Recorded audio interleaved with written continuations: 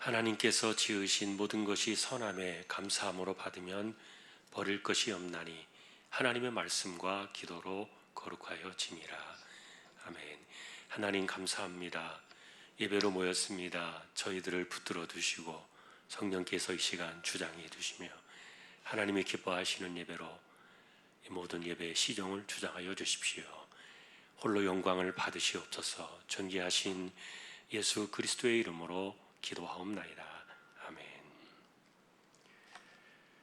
338장 찬송하겠습니다.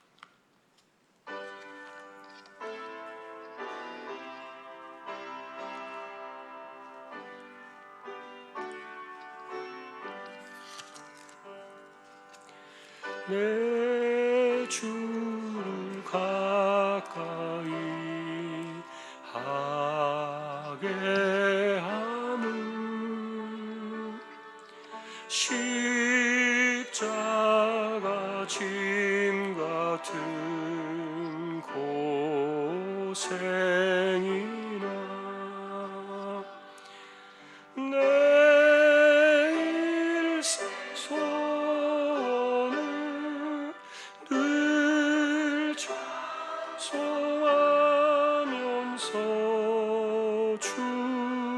주께로 나가기 원합니다. 내 고생하는 원 옛 야곱이 돌베개 베고자 갔습니다. 꿈에도 소원이 늘 찬송하면서 주께로 나가기 원합니다. 천성에 가는 길 험하여도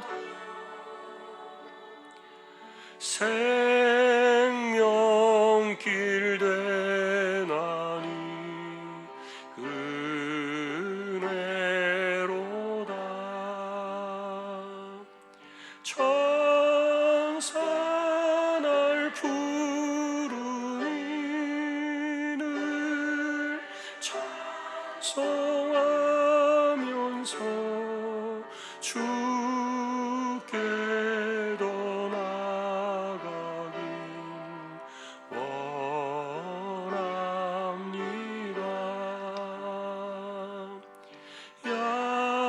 야곱이 참게 일어나는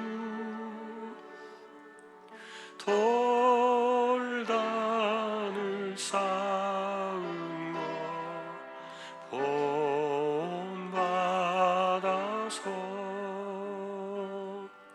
숨길 때 되도록 늘 찬송하면서 주께로 나가길 원합니다.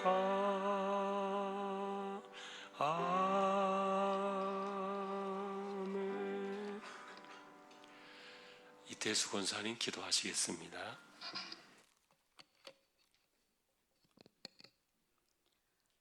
하나님 아버지 감사합니다. 우리의 생명이 주이신 주님께서 오늘도 저희들의 생명을 연장시켜 주시고 이 시간까지 인도하여 주심을 감사합니다. 그리하여서 또 이 시간 이 자리에 서게 하여 주시니 감사를 드립니다. 하나님 아버지, 또 이렇게 3일 예배를 통하여 하나님께 더 가까이 나갈 수 있게 도와주신 것 감사합니다. 예배하는 저희들과 또 마음과 생각을 지켜주셔서 온전히 하나님께만 영광이 되는 은혜의 시간이 되게 도와주세요. 살아가면서 이 모양 저 모양으로 지은 죄가 있음을 고백합니다. 용서하여 주시고 날마다 성령에 이끌려 살아가도록 주님께서 인도하여 주옵소서. 이 땅에 코로나 바이러스로 인하여 여러 가지로 어렵고 힘든 상황들이 일어나고 있지만 두렵지도 말게 하시고 겁내지도 말게 하시고 우리를 지키시는 주님만 바라보며 주님이 하시는 일을 보면서 살아가게 하여 주시옵소서. 그런 상황 속에서도 6월이 시작됐습니다. 6월에도 중앙의 가족들 늘 지켜주시고 평안하게 하여 주셔서 모든 것을 감사함으로 받아 버릴 것이 없는 그러한 길로 인도하여 주시옵소서.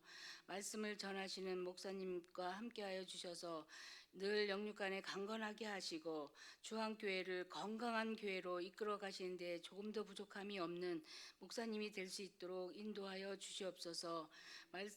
말씀을 듣는 저희들 말씀으로 조명해 주셔서 코로나19로 인해서 우리 신앙의 모습이 일그러지고 변형되어져 가고 있지 않나 점검하게 하여 주셔서 말씀으로 바로잡는 이 시간 될 수 있도록 인도하여 주옵소서. 찬양하는 그 구역의 찬양을 받으시고 가사의 은혜가 되게 하시고 서로 간에 은혜가 되는 그러한 찬양이 될 수 있도록 인도하여 주옵소서. 우리의 겉으로 지은 죄와 속으로 지은 죄까지도 모두 아시는 예수님의 이름으로 기도드립니다. 아멘.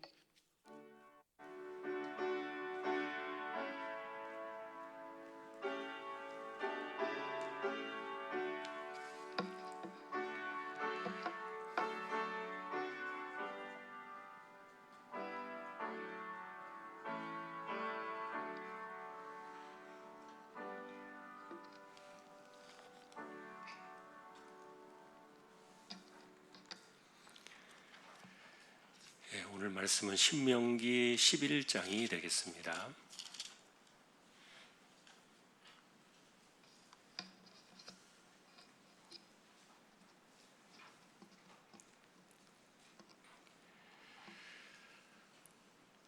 (278페이지) 신명기 11장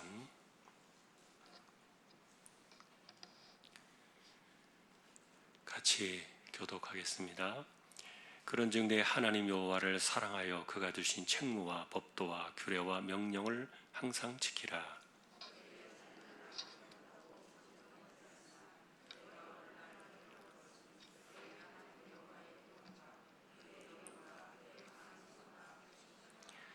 애굽에서 그 왕 바로와 그 전국에 행하신 이적과 기사와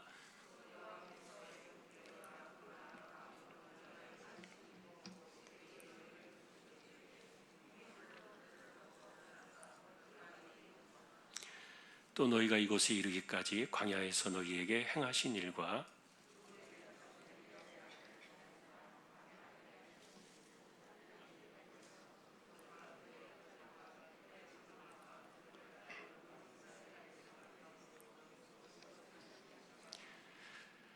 너희가 여호와께서 행하신 이 모든 큰 일을 너희의 눈으로 보았느니라.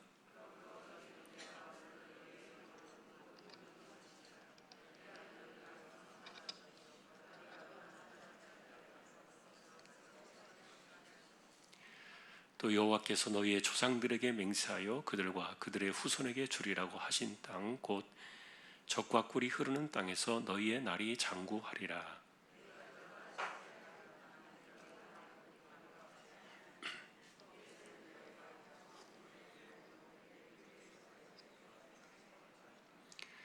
너희가 건너가서 차지할 땅은 산과 골짜기가 있어서 하늘에서 내리는 비를 흡수하는 땅이요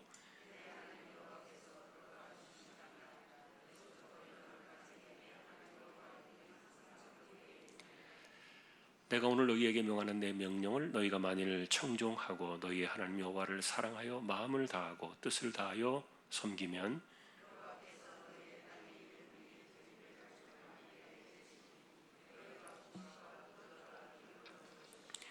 또 가축을 위하여 들에 풀이 나게 하시리니 네가 먹고 배부를 것이라.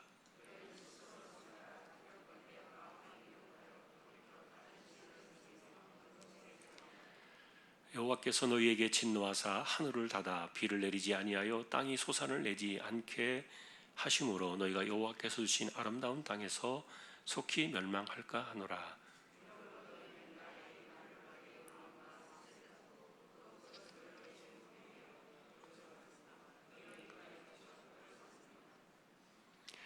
또 그것을 너희의 자녀에게 가르치며 집에 앉아 있을 때든지 길을 갈 때든지 누워 있을 때든지 일어날 때든지 이 말씀을 강론하고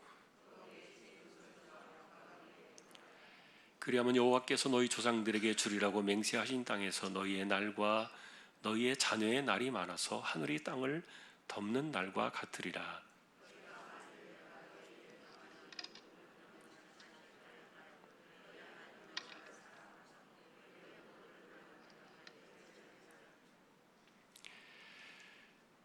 여호와께서 그 모든 나라 백성을 너희 앞에서 다 쫓아내실 것이라.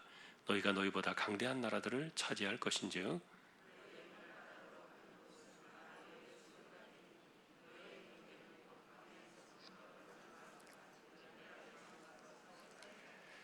너희 하나님 여호와께서 너희에게 말씀하신 대로 너희가 밟는 모든 땅 사람들에게 너희를 두려워하고 무서워하게 하시리니 너희를 등이 당할 사람이 없으리라. 너희가 만일 내가 오늘 너희에게 명하는 너희의 하나님 여호와의 명령을 들으면 복이 될 것이요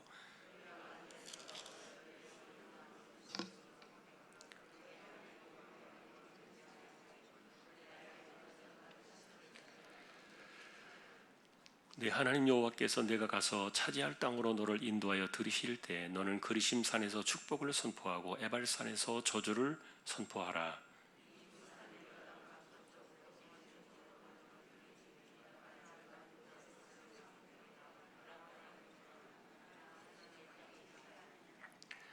너희가 요단을 건너 너희 하나님 여호와께서 너희에게 주시는 땅에 들어가서 그 땅을 차지하려 하나니 반드시 그것을 차지하여 거기 거주할지라.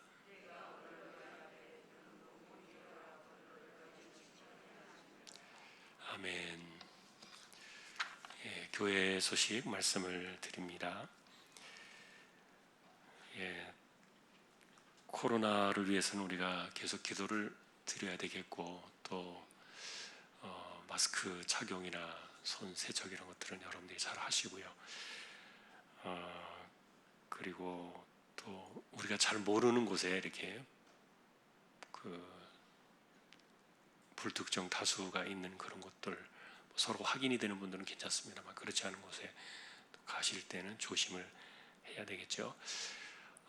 중요한 것은 우리가 하나님께서 우리를 긍휼히 여겨주셔서 코로나의 위험에서 우리를 안전하게 지켜주시도록 끊임없이 기도해야 하는 거라고 생각이 됩니다. 이거는 여러분도 그렇게 생각하시겠지만 쉽게 거두어지지 않을 것 같고요. 하나님 뜻이 있으시겠죠. 오래 갈 것 같습니다. 금방 지나갈 것 같지 않고.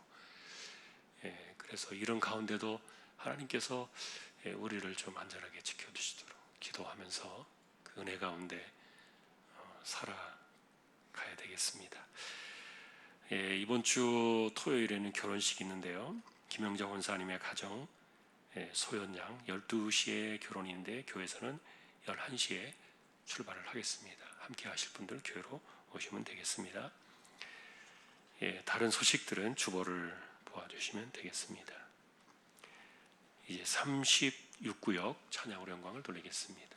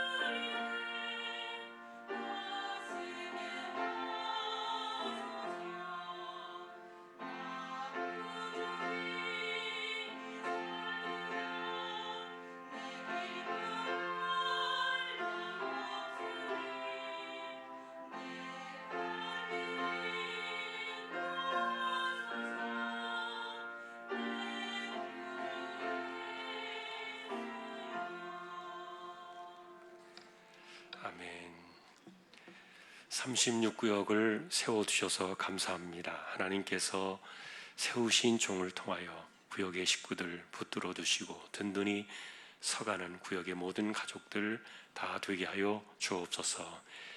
이 시간도 말씀을 상고하려고 합니다. 부족한 종과 저희 모두를 말씀으로 인도해 주십시오. 존귀하신 예수님의 이름으로 기도합니다. 아멘.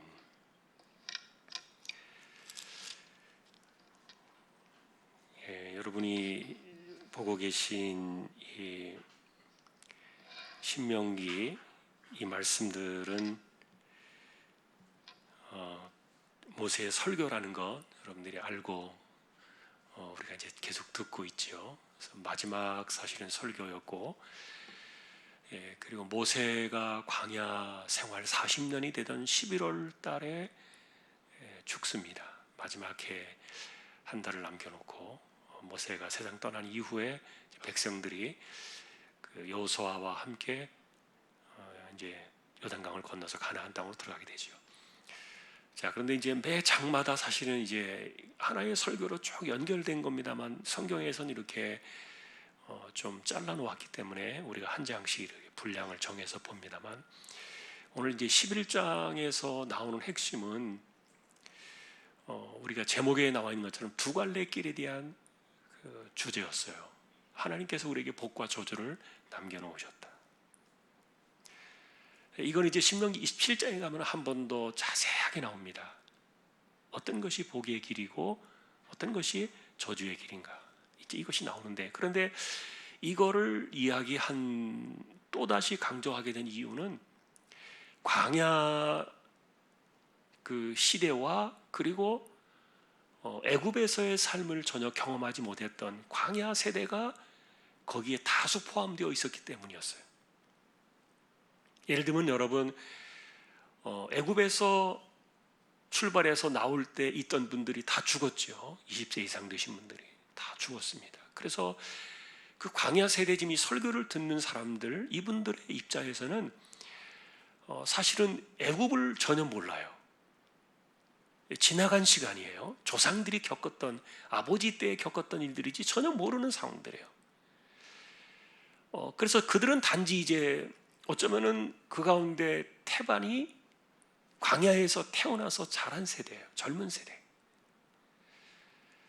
그래서 이제 이들 세대 속에는 기억해야 될 만한 것들이 뭘까를 이제 모세가 정리를 해 주었고, 그리고 이제 그들에게 남아있는 것은 가나안 땅에 들어가서 어떻게 우리가 복의 길을 가야 할 것인가를 지금 이야기를 이제 하고 있는 거예요. 이것은 이제 오늘 사실은 거의 이렇게 맛보기만 남겨놓았고, 시간이 지나면서 모세가 계속 반복해서 이 내용을 이제 전하게 됩니다.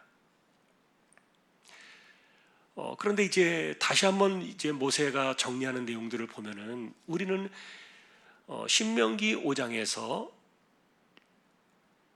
다시 하나님의 계명, 십계명이 재갱신되어지는 사건들을 우리가 다시 보았죠. 두 번째 설교에서 모세는 출애굽기 20장에 나왔던 호렙산에서의 40년 전에 첫 번째 그 언약 백성의 언약을 맺던 관계, 그때 사람들이 다 죽었기 때문에 다시 이제 광야에서 태어나서 자라난 그 세대들에게 이 하나님의 계명을 갱신시켰던 사건이 신명기 5장의 내용들이었고, 그 다음에 그들에게 다시 이제 이 교육을 시키면서 쉐마라고 부르는 들으라라고 말하는 그 하나님의 계명을 다시 그들에게 이제 업그레이드 시켜 주었죠. 자, 그래서 우리는 10장부터 강조되었던 내용 중에 하나가 하나님의 은혜였다는 겁니다. 그리고 하나님이 우리를 부르신 것은 우리의 행복을 위해서 부르셨다. 여러분, 이 원칙은, 이것이 마지막에 완성되어지는 모습은 언제입니까? 천대가 지나가는 영원한 하나님의 나라에 다가올 때 하나님께서 우리를 부르신 그 최고의 목적이 우리 인간의 행복을 위하여 부르셨다라는 것들을 보게 되겠죠. 최고의 행복은 그때가 될 겁니다. 그러나 지금도 이 땅에서 우리는 그 행복의 그 하나님의 복을 조금씩 맛보며 산다. 그게 하나님 백성됨의 축복인데, 그래서 여러분, 우리가 율법을 지켜라, 이거를 이렇게 해야 된다라는 그 조건들이 마치 전제 조건처럼 율법을 지켜야만 이런 모든 것들이 우리의 것이 되어지는 것처럼 이렇게 마치 행위 구원, 행위 조건의 그런 개념으로 이런 것들을 받아들일 수도 있는데, 사실은 훗날 이스라엘 백성들이 그것을 그렇게 오해하고 받아들였어요. 그러나 하나님은 하나님 백성을 부르실 때 그들이 어떻게 하느냐 안 하느냐를 봐가지고서 네가 잘하느냐 못하느냐를 내가 봐가지고 선택하든지 판단하든지 만도를 하겠다, 이렇게 하신 것이 아니었어요. 이미 하나님은 결정하셨다. 자, 그래서 우리는 거기서부터 출발을 하는 거죠. 이미 하나님은 결정해 놓으신 거예요. 그리고 이 결정해 놓으신 것은 변하지 않는다는 사실입니다.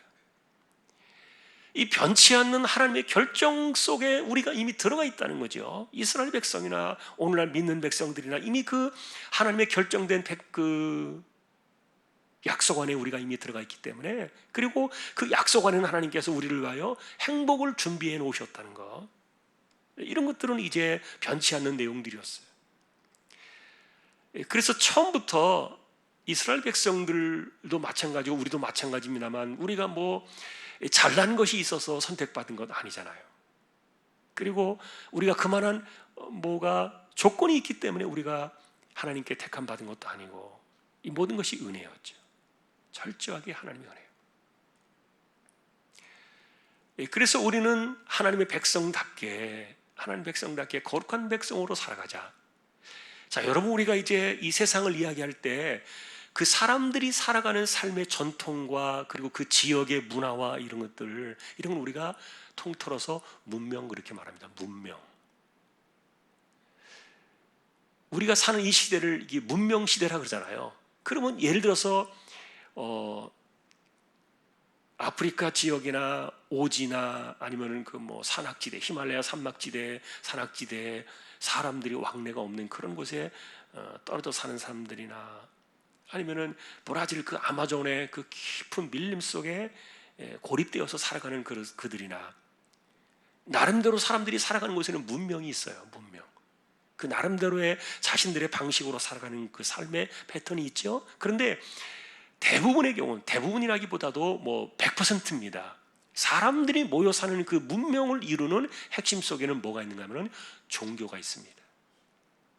그래서 종교가 그 살아가는 사람들의 공동체의 문명을 결정해요. 자, 여러분, 우리는 이것이 기독교 그래서 문명과, 예를 들면 불교교 문명과 힌두교 문명과 그 다음에 이슬람 문명, 그 다음에 그 외에 다른 어떤 그 신앙을 가진 종교의 문명, 이런 것들이 다 다릅니다.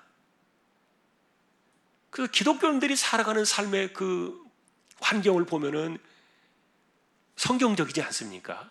왜냐하면 그것이 하나님께서 가르쳐 주신 그 말씀대로 살다 보니까 삶이 바뀌는 거예요. 문명이 달라지는 것이죠.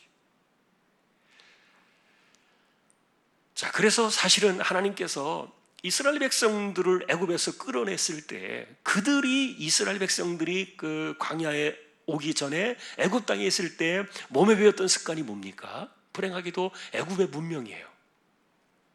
근데 그 애굽의 문명이라는 게 뭡니까? 그리고 이스라엘 백성들이 고센 땅에서 성벽을 쌓고 지으면서 노예 생활을 했잖아요. 고생했잖아요. 그런데 우리가 생각하는 그 성벽, 그런 것들이 뭐냐 하면은, 물론 이렇게 살고자 하는 건 도시나 도성을 짓는 것도 있지만, 실제로 애굽의 문명의 최고의 하이라이트는 뭐예요? 피라미드예요.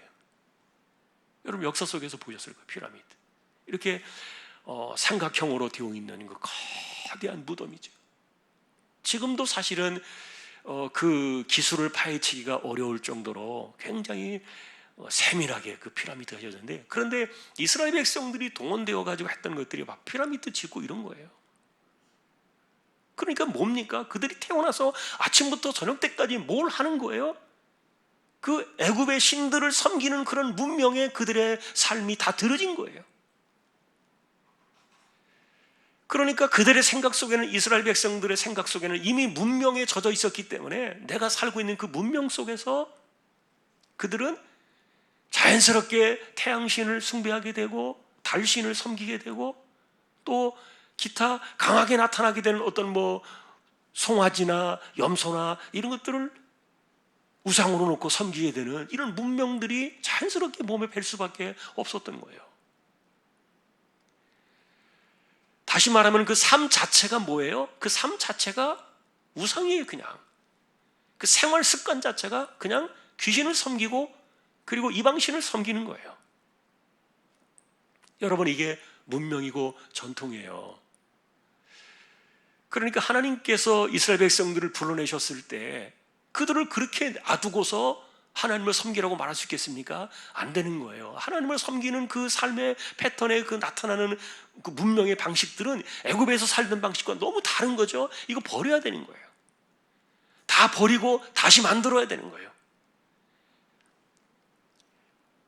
예를 들면 여러분, 우리나라에서도 150여 년 전에 선교사들이 복음을 들고 들어왔을 때 한국 사회에서 뭐 여러 가지 이제 물론 있지만 한국 사회에서 바라볼 때 기독교 문명이 아닌 것들이 있었어요. 이제 그런 것들 가운데 하나가 예를 들면 이제 우리가 잘 알고 있는 그 네 가지를 없앴잖아요. 예를 들면은 뭡니까? 술, 뭐 도박 이런 것들. 그 남자들이 얼마나 이런 거 많이 합니까? 술과 도박 해가지고 심지어는 우리 말 가운데도 그런 게 있잖아요. 손가락이 없으면 뭐 발가락 가지고도 도박을 한다. 잘 지워지지 않는, 없어지지 않는 것이었어요. 그러나 그런 상태 속에서 이 하나님을 온전하게 섬기는 모습을 만들어낼 수는 없는 거예요. 그러니까 문명이에요, 그게. 그거를 갈아엎어 가지고 뒤집어서 바꿔놓지 않으면 하나님을 온전히 섬길 수가 없는 거예요. 그래서 여러분, 이런 거 술이나 도박이나 아니면 뭐 축첩제도, 첩이라는 제도가 조선시대에는 공공연하게 법으로 많이 있었잖아요. 성경적이지 못한 거예요. 그걸 없애버려야, 그걸 다시 치워버리고 성경의 원칙으로 돌아와야만 이게 하나님을 제대로 섬기는 모습이 되기 때문에, 그래서 선교사들이 제일 먼저 바라보면서 그런 것들을 없앴다는 거예요. 힘들었지만. 그러나 시간이 지나면서 우리 가운데 기독교 문화가 들어와 있어요. 그런데 여전히 아직도 사실은 우리 가운데는요, 이 샤머니즘, 이 무속진앙, 귀신을 섬기던 이런 것들이 여전히 남아있어요. 여전히 있어요, 우리 안에. 예를 들면 여러분, 지금도 우리가 뭐 팔자를 뭐 본다든지 뭐 말한다든지 아니면 뭐 사주를 따진다든지, 그리고 심지어는 지금도 기독교인들 가운데 자기도 모르게 뭐 이사 가는 날 뭐 손 없는 날 따진다든지 뭐 이런 것들이 실제로 옵니까? 결혼할 때 지금도 여러분 혹시 뭐 따집니까? 자녀들 옛날에는 뭐 이렇게 결혼하면서 그런 걸 따집니다만, 근데 기독교인들이 지금도 그렇게 따지고, 이런 것들은 우리가 하나님을 알지 못하던 시대에 살아가던 그 시대에 몸에 배어있는 문명이에요. 이거 다 버려야 되는 건데, 이걸 다 버리고 하나님께서 말씀하신 새로운 문명으로 이것을 바꿔 나가라는 것, 이게 하나님의 명령이었고요. 그리고 그게 모세가 전해지고 있는 그 율법의 핵심이었어요. 그러니까 자기의 삶을 그대로 놔둔 채, 그동안에 살아왔던 삶의 패턴과 습관들과 전통들을 그대로 놔둔 채 거기다가 하나님을 믿는 요 문명의 습관만 살짝 조금 얹어 놓으라는 것이 아니었어요. 이거 싹 바꾸는 거예요. 다 뒤집어 엎는 거예요. 그러니 기독교인들은 힘이 들어도 제사 안 지냅니다. 왜냐하면 바울 사도도 분명히 말하기를 제사 지내는 곳에 귀신이 있다 그랬고요. 이거는 성경의 말씀이에요. 조상에게 절을 한다고 생각하고 아버지한테 절을 한다고 생각하고 아버지 사진 앞에서 절을 하지만, 그러나 실제로 거기에 아버지는 없어요. 그럼 누가 절을 받아요? 귀신이 받는 거예요. 여러분, 그래서 우리가 이런 그 문화들 속에서 이런 문화, 이 문명이라 그랬죠. 그 시대를 만들어가는 삶의 전통과 습관들인데요. 이런 것들을 다 버리고 이제 다시 시작하는 겁니다. 그런데 이스라엘 백성들이 그게 이제 힘든 거예요. 그동안에 살아왔던 습관들 버리려고 생각해 보세요. 딱 입만 열면은 나도 모르게 그냥 습관적으로 툭툭 튀어나오는 그런 그 말들이 있는데 이거를 버려야 되는 거예요. 그러니 여러분들이 예를 들면 우리가 지금도 팔자가 예를 들어서 이런 표현들은 우리가 기독교인들의 입에서는 사라져야 될 그런 말들 중에 하나 아닙니까? 우리는 그런 거에 얽매여 살지 않기 때문에. 그런데 지금도 우리가 이런 것들이 혼동을 못 해가지고 이런 거 구별을 못 해가지고 더러 이렇게 보면은 팔자라는 말도 하고 이런 말 하잖아요. 이거 버려야 되는 거예요. 그런데 이제 이스라엘 백성들의 삶 속에서는 1차 세대가 애굽에서 나왔던 1차 세대가 사실 그들이 가나안 땅에 들어가지 못하고 애굽 땅에서 40년 사이에 다 죽어버린 이유 중에 하나가 뭐라 그랬습니까? 그게 목이 곧은 백성의 특징이었다. 목이 곧다는 말을 제가 지난번에 설명을 드렸어요. 그거는 내가 이전까지 살던 삶의 패턴을 안 바꾸겠다는 거예요. 내가 살아왔던 그 사회가 내게 남겨준, 내가 살던 그 사회 공동체가 내게 남겨주었던 그 문명과 습관들을 내가 버리지 않겠다. 그걸 그대로 가져가겠다는 거죠. 그래서 그거를 기준으로 하나님 말씀을 자꾸 판단하는 거예요. 그거를 기준으로 자꾸 하나님 말씀을 평가하고 그 다음에 자기가 좋다고 생각되어지는 것은 받아들이지만 그렇지 않다고 생각되어지는 것은 거부하는 거예요. 그러니까 하나님의 말씀이 나의 몸에 배어있는 문명의 습관을 가지고 이게 이렇게 판단이 돼서 되겠냐고요. 하나님을 그렇게 우리가 판단할 수 있냐고요. 안 되는 거죠. 그래서 하나님은 그 40년의 광야 속에서 그들을 징계하시면서 정리해 나가시는데, 그런데 사람이 이게 잘 안 바뀌어져요. 그래서 참 오늘날 우리가 신약 시대에 성령의 은혜, 하나님의 은혜, 성령의 섭리, 충만함, 이런 건 끊임없이 기도해야 돼요. 안 그러면요 반드시 돌아가 버립니다. 내 몸에 배어있는 습관은요 반드시 돌아가 버려요. 사람의 이 목이 곧은 이 습성은요, 잠언에서 뭐라 그랬습니까? 절구통에다 집어넣고 절구로 막 피가 나도록 짓이겨도 안 벗겨진다 그랬어요. 그 정도로 사람의 속성은 바뀌지 않아요. 잘 안 바뀌어요. 내가 어릴 때 배운 것, 내가 어릴 때 그 환경 속에서 자라난 것, 이게 잘 안 바뀌니까. 그래서 그것 가지고 살다 보니까 하나님의 백성으로서의 그 모습이 온전하지 못하기 때문에 그들은 하나님께서 징계 가운데 빼놓으시고 다른 새로운 세대를 일으키신 거예요.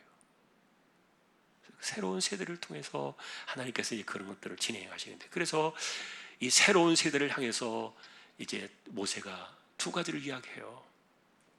첫째는 하나님께서 우리를 어떻게 부르셨는가를 생각하라는 거예요. 그거는 지금 광야 세대가 뭐를 알지 못했던 거라 그랬지요.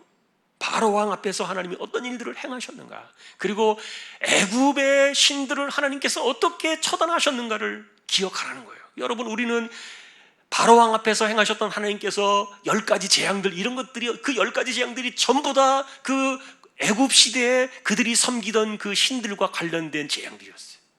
그러니까 하나님이 모세를 통해서 바로 왕 앞에서 행하셨던 그 10가지 재앙들은 단순하게 사람들을 괴롭히는 것이 아니라 사람들이 중요하다고 여기던 그 부분들을 하나님께서 치셨던 사건이에요. 그러니까 종교적으로 잘못된 우상의 찌들은 그런 것들을 하나님께서 치셨는데, 자, 그런데 그 가운데서 하나님께서 어떻게 그 애굽의 고리를 끊으셨습니까? 왜 하나님께서는 일부러 하나님 백성들을 홍해바다로 끌고 가셨습니까? 그 홍해바다 앞에 딱 서게 하신 거예요. 그래서 우리는 사람들이 알지 못하는 가운데 이거 생각하면은 하나님께서 참 이렇게 한 치 앞도 내다보지 못하고 어떻게 이스라엘 백성들을 이렇게 바다 앞으로 나가지도 못하고 도망가지도 못하고 이런 곳으로 오도가도 못하게 이렇게 가둬놓으셨는가, 이렇게 생각하실지 모르겠는데, 그러나 홍해바다 사건은요, 한편으로는 애굽의 모든 문명을 한 번에 끊어버린 사건이었어요. 단칼에 잘라버린 사건이에요. 그냥 꼬리조차 잘라버린 사건이지요. 그래서 애굽의 꼴이나 흔적이나 그림자가 하나도 들어오지 못하도록 애굽의 그 모습, 모든 모습들을 홍해바다 속에 다 수장시켜버린 사건. 그거를 기억하라는 겁니다. 그러니까 하나님께서 우리를 인도해 가신 것은, 하나님께서 우리를 건져서 하나님의 백성이 되게 하신 것은, 이전에 내가 살던 그 모습의 모든 것에서 완전히 꼬리를 잘라버리고 홍해바다 사건처럼요, 흔적을 완전히 털어내버리고 새로운 백성으로 거듭나게 하는 거예요. 그래서 이 사건 때문에 사도 바울은 이 홍해바다를 뭐라고 말했습니까? 세례를 받은 것이다 이렇게 말했어요. 세례. 고린도교회 편지하면서 그게 세례였다 그렇게 말해요. 여러분, 세례라는 말의 의미가 뭐예요? 죽었다가 다시 사는 거예요.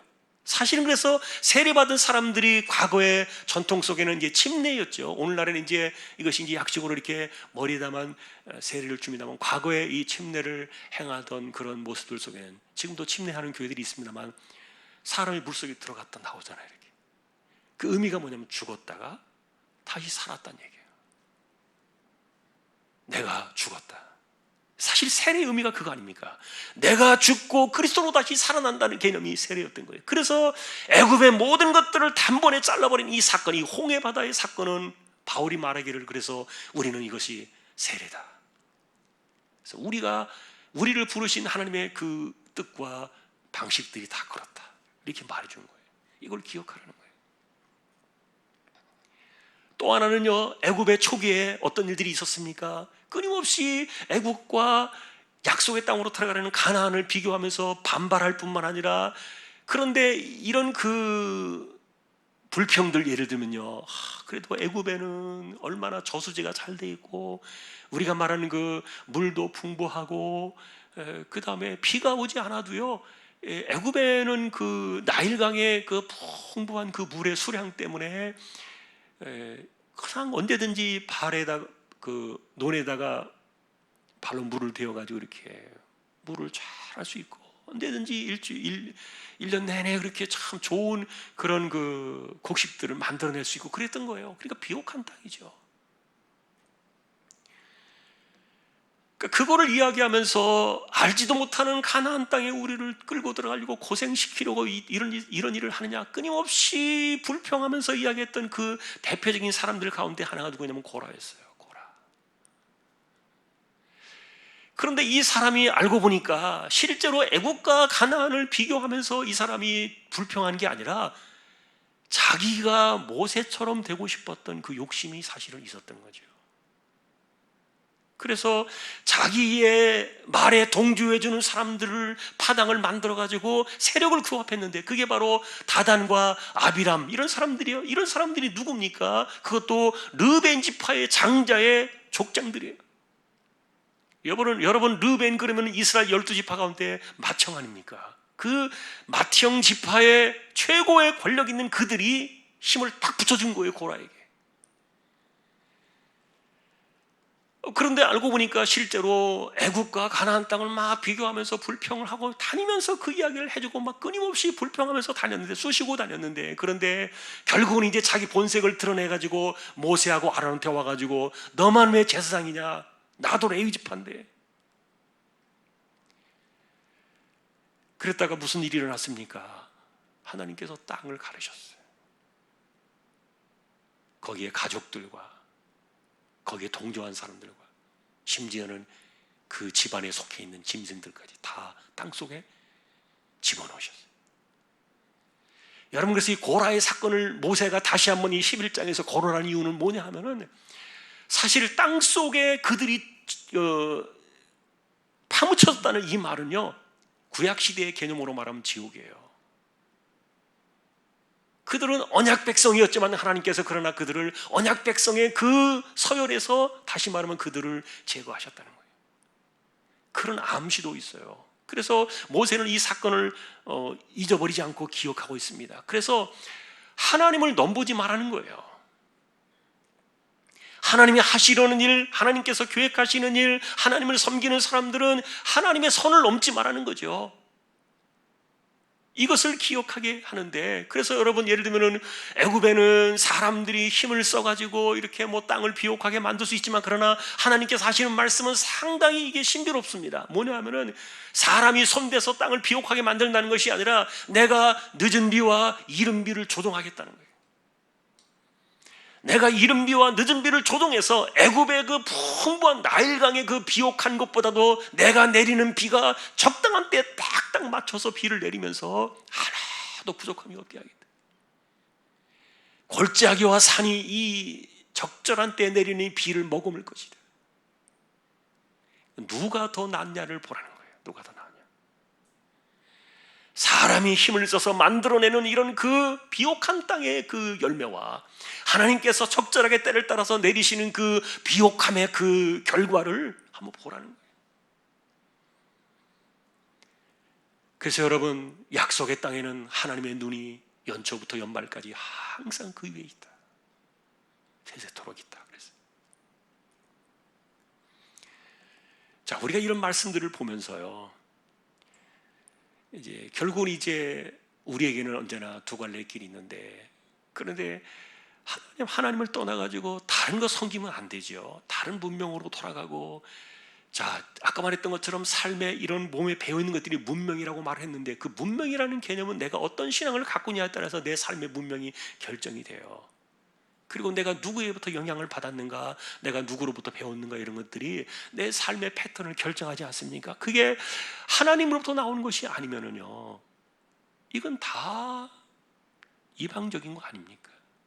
우상적인 거잖아요. 그래서 이런 것들을 다 지워야 되는데, 그런데 하나님께서 만일 하나님의 약속을 따라서 이 말씀대로 살아간다는 말은 아까도 말했던 것처럼 삶의 패턴을 바꾸라는 것이었어요. 문명의 상황을 다시 만들어라. 기독교 문명을 만들라는 거죠. 그러니까 집안을 기독교 집안으로 만들고 내 삶의 분위기나 말이나 생각이나 이런 모든 사고방식을 기독교적으로 바꾸라는 거예요. 그러면 하나님께서 이렇게 약속의 땅에서 걱정하지 않도록 부유함을 주겠다.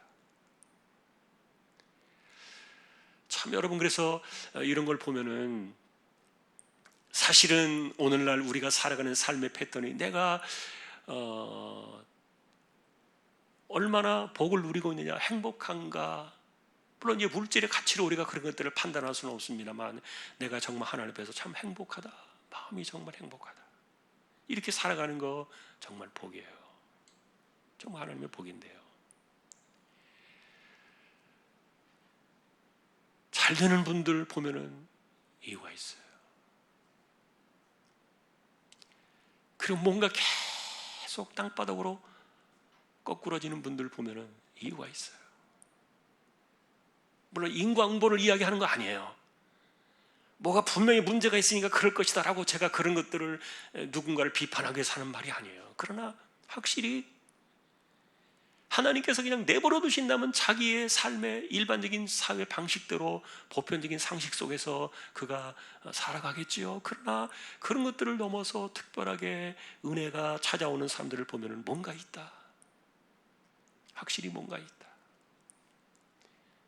왜냐하면 하나님은 불꽃 같은 눈으로 살피시고 연초부터 연말까지 항상 하나님 백성들이 살고 있는 그 땅을 향하여 눈을 주목하고 계시는데 이게 괜히 일어나겠냐고요.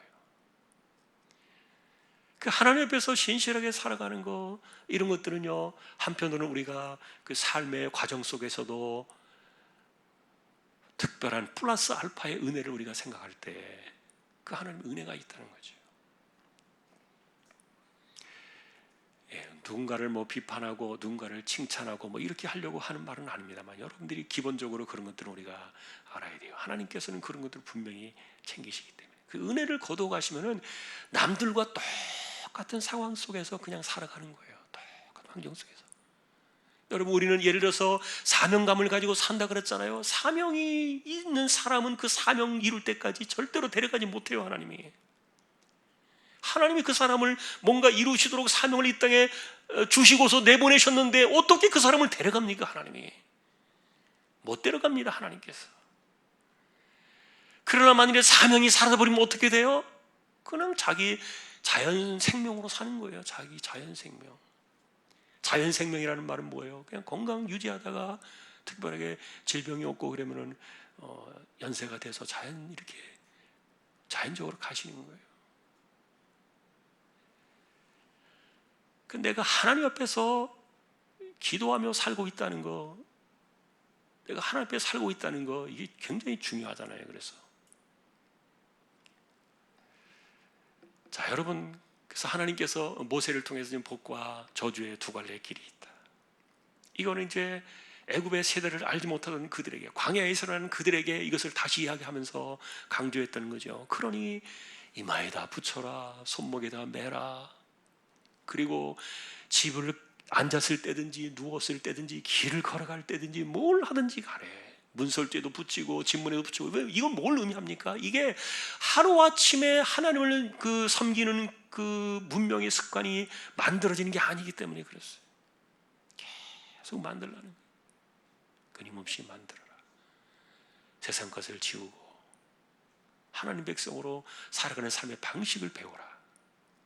그리하면은 반드시 있다는 겁니다. 플러스 알파의 복이 있다. 여러분, 오늘도 우리는 이와 같은 말씀들을 기억하면서 하나님의 백성으로 살아가면서 우리가 좀 더 하나님께서 원래부터 약속하신 행복을 위하여 너희를 부르셨다. 이것이 오늘날 너희를 위한 행복이 아니냐. 계속 강조하고 있는 그 모세의 그 설교를 우리가 좀 되새기면서요, 정말 행복하게 살아야 되겠다. 믿음 가운데 이렇게 플러스 알파의 은혜로 주시는 그 하나님의 은혜가 저와 여러분들의 삶에 함께 할 수 있기를 주님의 이름으로 축복합니다. 찬양하시겠습니다. 341장입니다.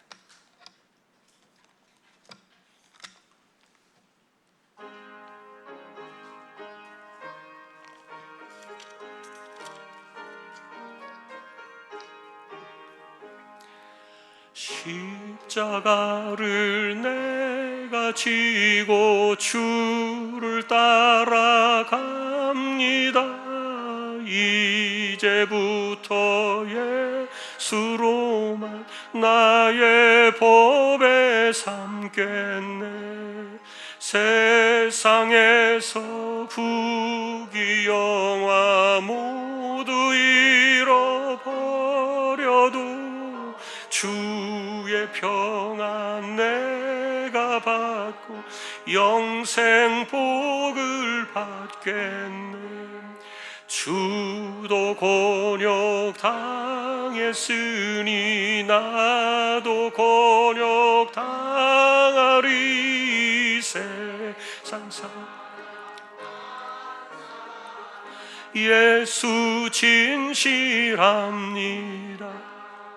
예수 나를 사랑하사 빛난 얼굴 보이면 원수들이 미워해도 염려할 것 없겠네. 내가 핍박 당할 때에 주의 품에 안기고 세상 고초 당할 수 많은 위로 받겠네. 주가 주신 기쁨 외 기뻐할 것 무엇냐. 주가 나를 사랑하니 기뻐할 것뿐일세. 아멘.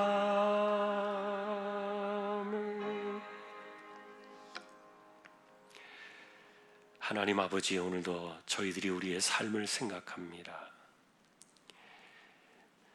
우리의 삶의 문명과 습관과 전통과 사회가 가지고 있는 이런 모든 모습들은 하나님이 없이 다른 신들을 섬기고 우상에 빠져 있는 그런 습관들이 우리 안에 들어와 있을 수 있는데, 우리가 이제 예수 믿고 하나님의 사람이 되어 살아가면서 이런 이전의 모든 것들을 다 떨어내고 지워버리고, 그리고 모든 꼬리까지 잘라내버리고 이제 완전히 하나님의 말씀으로 새로운 습관을 만들고 새로운 분위기와 새로운 환경과 새로운 문명을 만들어 나가는, 이것이 바로 기독교의 신앙임을 기억하는 우리 모두가 다 되게 하여 주옵소서.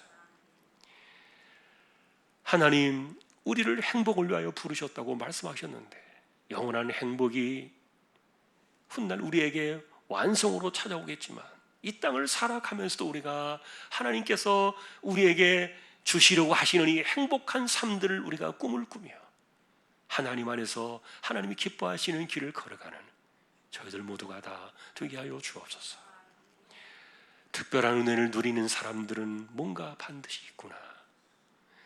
하나님께서 그들을 돌아봐 주시고 때를 따라 적절한 은혜를 내리시며, 그리고 연초부터 연말까지 항상 하나님의 눈이 함께 하시는 그런 은혜를 누리며 살아가는 우리 모두가 다 되게 하여 주옵소서.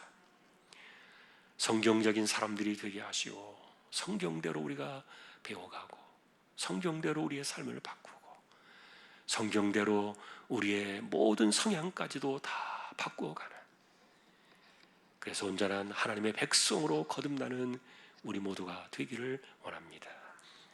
코로나19가 여전히 있어서 우리를 위협하고, 여전히 주변에 있는 많은 사람들 때문에 교회가 또다시 힘을 얻고,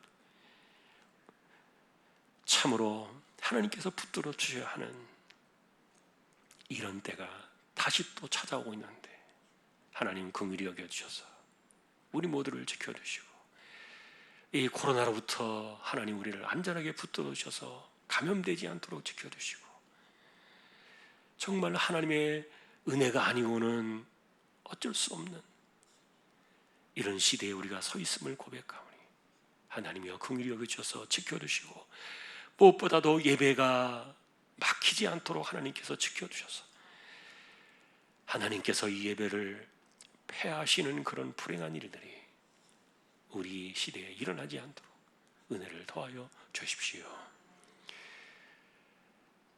이재웅 집사님, 최태경 청년, 신배한 집사님, 조인성 청년, 김한솔 청년, 백형래 집사님, 조말순 집사님, 연약한 이들입니다. 암으로 투병하는 분들 힘주시고, 항암 치료를 받는 분들 붙들어 주시고, 연세가 많으신 분들 기력을 더하시며, 영육간의 맑은 정신과 총기가 흐려지지 않게 하여 주옵소서. 우리의 마음이 언제나 하나님 앞에서 신실하게 되기를 원하고, 그것은 우리가 하나님의 말씀을 따라 우리의 삶을 완전히 바꾸어 나가는 거듭난 백성이 되는 것, 그것이 하나님의 뜻임을 다시 한번 기억하고, 거기에 복이 있다는 사실을 우리가 알게 하여 주옵소서. 막혀진 선교제와 선교사님들, 개척된 교회와 주님의 종들을 기억해 주시고, 하나님이 이 시대에도 하나님의 뜻이 무엇입니까? 불쌍히 여겨주시고, 주님 오시는 그날까지 복음의 역사가 왕성하게 일어나도록 은혜를 더하여 주옵소서. 예배를 마치고 돌아갑니다. 우리의 삶에도 함께 하시고, 복된 자의 길을 걸어가는 우리 모두가 되기를 다시 한번 주님의 이름으로 간절히 기도하오며, 이제는 우리 주님 예수 그리스도의 은혜와 하나님 아버지의 사랑과 성령님의 감화 감동, 위로, 인도, 교통, 충만하심이 하나님의 말씀으로 새로운 문명과 환경을 만들어가며, 이 시대의 모습이 아니라 하나님 백성으로 완전히 거듭나 온전한 백성으로 살아가면서 우리에게 약속하신 복을 누리고 행복한 삶을 살아가기를 원하는 우리 모든 심령들, 조항의 가족들 위해 이제로부터 영원까지 함께 있을지어다. 아멘.